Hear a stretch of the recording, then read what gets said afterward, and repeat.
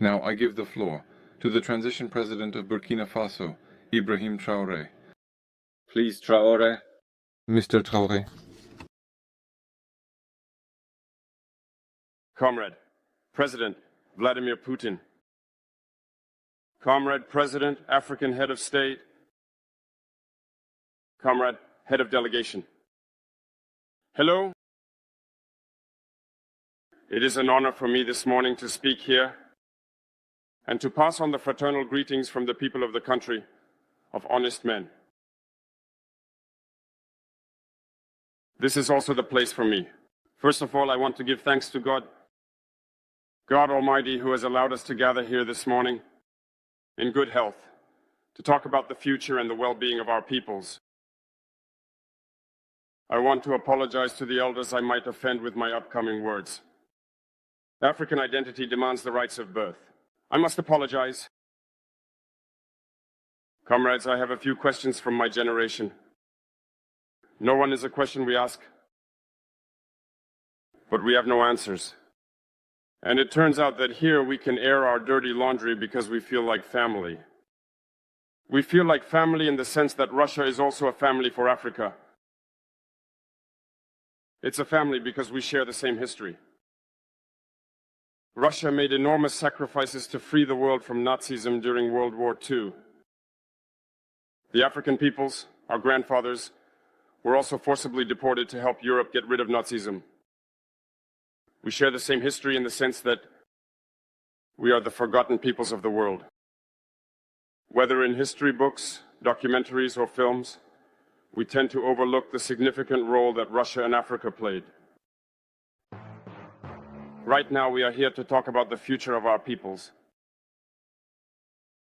of what will happen tomorrow, of this free world we aspire to, a world without interference in our internal affairs.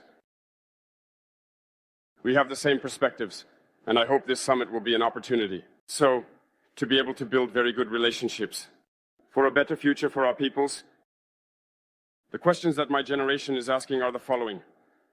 If I can sum it up, it's not understanding how Africa, with so many riches beneath our soil, with a generous nature, of water, with abundant sunshine, Africa is today the poorest continent.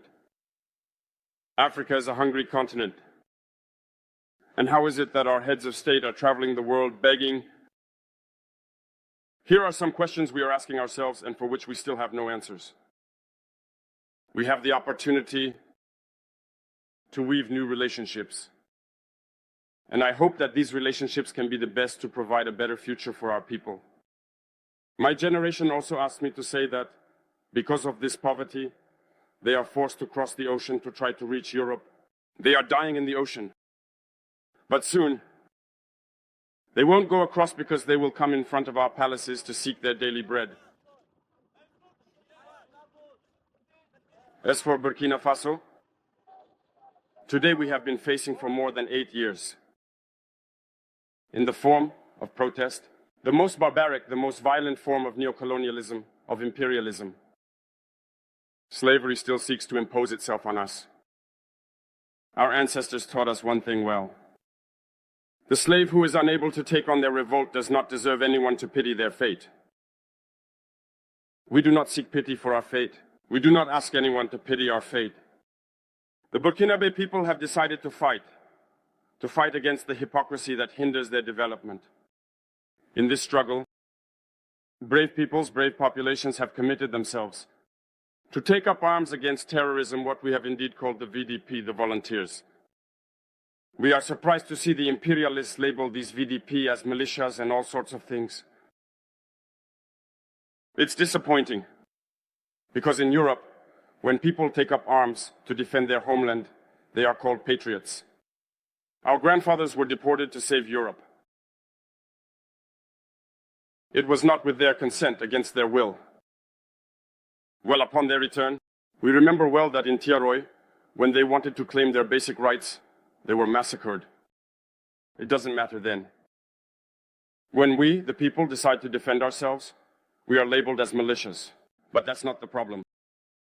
What the problem is seeing African heads of state who bring nothing to these fighting peoples, but who sings the same tune as the imperialists, by calling us militias, by treating us as such, of men who do not respect human rights.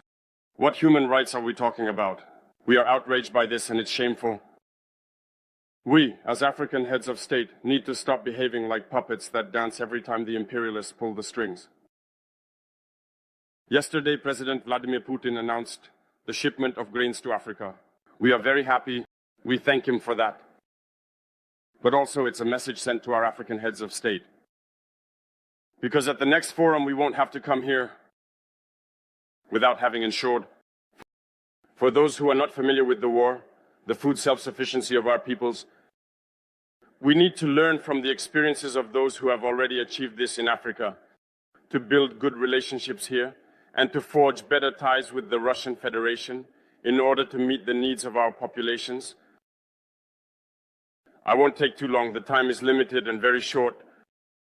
We are forced to stop at some point, but I would like to conclude by saying that we must pay tribute to our peoples who are fighting.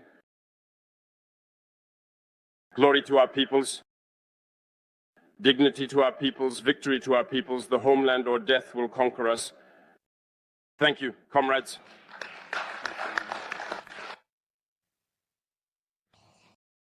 I would like to express my heartfelt gratitude to you, Jean-Pierre, for your invaluable support and assistance.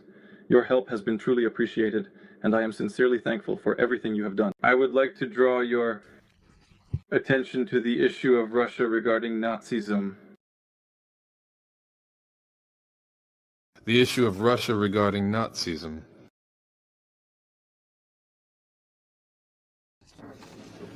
In the interests of the whole world to free people of Nazism, the struggle against apartheid and colonialism is not fought solely in the interests of Africa. This struggle leads to results that improve situations all around the world. It's the whole world that benefits from it. In this sense, I agree with Mr. Traore. It reminds us of what happened during the Soviet era. The struggle that the Soviet Union and Russia brought is part of the struggle of all peoples for freedom